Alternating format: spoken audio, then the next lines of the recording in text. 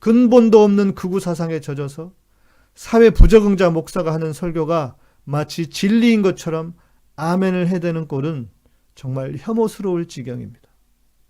세상 나 몰라라 하면서 민주시민들이 수고해서 만들어 오는 세상을 당연한 듯 무임승차를 하는 사람들입니다.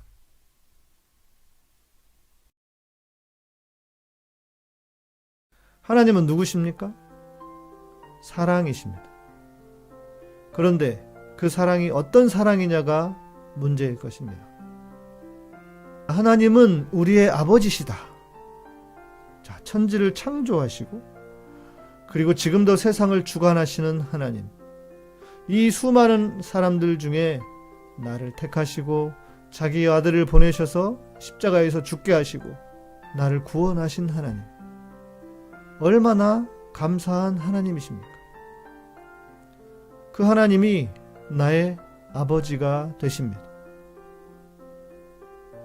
창조주 하나님이신데도 나라고 하는 아무것도 아닌 존재를 사랑하시고 나의 부르짖음에 귀를 기울여 주십니다. 하나님이 아니라면 그런 신이 존재할까 싶을 정도입니다.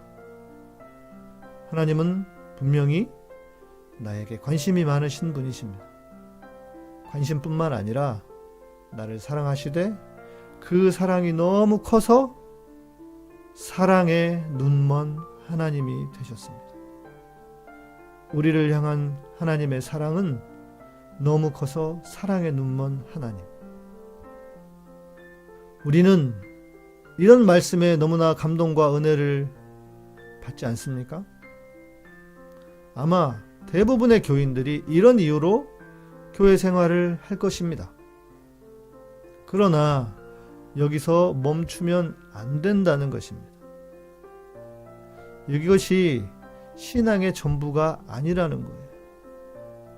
여기서 그치면 안 된다는 겁니다. 자, 우리가 비판받지 않고 제대로 된 신앙인이 되려면 더 나아가야 됩니다. 나가야 돼요. 그게 뭐냐? 하나님의 본질까지 가야 합니다. 하나님은 사랑의 하나님이십니다.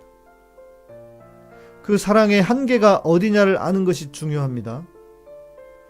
저는 그것을 이렇게 표현해 왔습니다. 나만 사랑하는 하나님, 나를 사랑하는 하나님. 하나님은 사랑의 하나님이신데 그 사랑의 하나님이 나만 사랑하시는 것이 아니라 나를 사랑하신다는 겁니다. 나를 사랑하시는 하나님은 또 다른 나도 사랑하십니다. 그러니까 내가 아닌 다른 사람도 사랑하신다는 것입니다. 그런 방식으로 하나님의 사랑은 모든 사람에게 향해 있고 하나님은 모든 사람을 사랑하십니다. 하나님이 나만 사랑하신다는 것과 나를 사랑하시는 것은 글자 한자지만 이렇게 천지차이입니다. 그런데도 한국교회는 하나님이 나만 사랑하시는 것처럼 가르칩니다. 더 큰 문제는 교인들이 그런 사단의 속삭임과 같은 소리에 넘어간다는 것입니다. 기껏해야 다른 나는 누구냐? 자기가 다니는 교인에 국한됩니다. 그러나 그 사랑도 진짜 사랑이 아닙니다. 형식적이고 가증한 사랑일 뿐입니다. 진짜 위험과 위기가 있을 때는 누구도 자기 일처럼 나서려고 하지 않습니다. 그리고 그 가증한 사랑은 교회를 떠났을 때 분명하게 드러납니다. 교회를 떠난 사람은 가장 악질스러운 배신자가 되고 맙니다. 행여 목사를 비판하면서 떠나기라도 했다면 절대 상종해서는 안 되는 사람이 되고 마는 것입니다. 하나님이 세상을 이처럼 사랑하사 라고 하셨어요. 그런데 그들에게 도대체 세상은 무엇입니까? 무엇이 도대체 그들의 세상입니까? 기껏해야 자기와 자기 가족 정도입니까? 하나님이 나를 사랑하신다는 개념은, 나만이 아니라 나를 사랑하신다고 하는 개념은 확장하면 하나님의 나라까지 갈 수 있습니다. 나뿐만 아니라 다른 사람도, 내가 아닌 다른 사람도 사랑하시는 하나님, 나와 똑같이 다른 사람도 사랑하시는 하나님의 마음을 알고 있다면 그것이 하나님의 나라를 만들 수 있게 합니다. 하나님의 나라는 한마디로 하면 함께 잘 사는 세상 아닙니까? 그리스도인으로서 사회의 문제에 동참하는 것이 하나님의 사랑을 확증하는 것이고 하나님을 바르게 믿는 것입니다. 세상 나 몰라라 하면서 민주시민들이 수고해서 만들어 오는 세상을 당연한 듯 무임승차를 하는 사람들입니다. 정말 가만히 생각해 보십시오.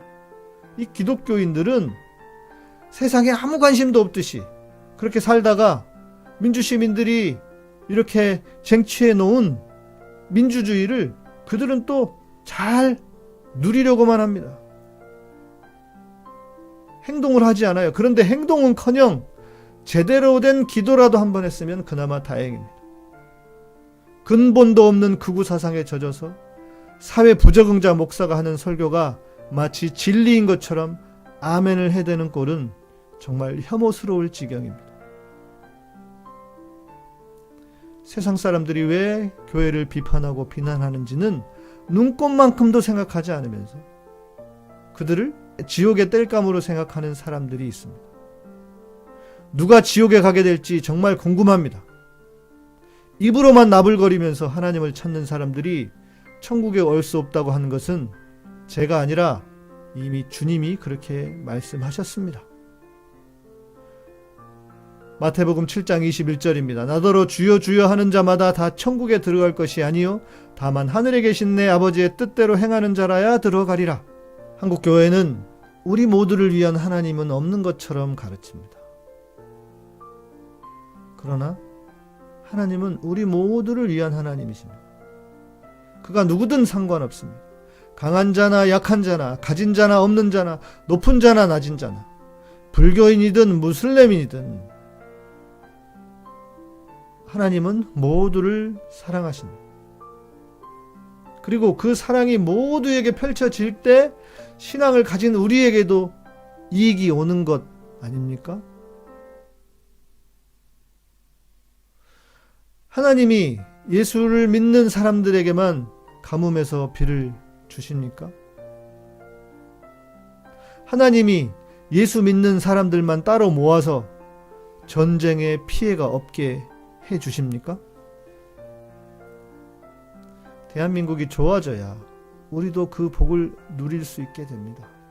이거는 그냥 더 깊이 생각해 보지 않아도 너무나 쉽게 생각할 수 있는 상식 아닙니까? 대한민국에 재앙이 없어져야 믿는 우리도 평안한 삶을 살 수 있게 되는 것입니다. 하나님이 우리만 지키시는 것처럼 살아서는 안 된다는 것입니다. 하나님의 본질은 사랑입니다.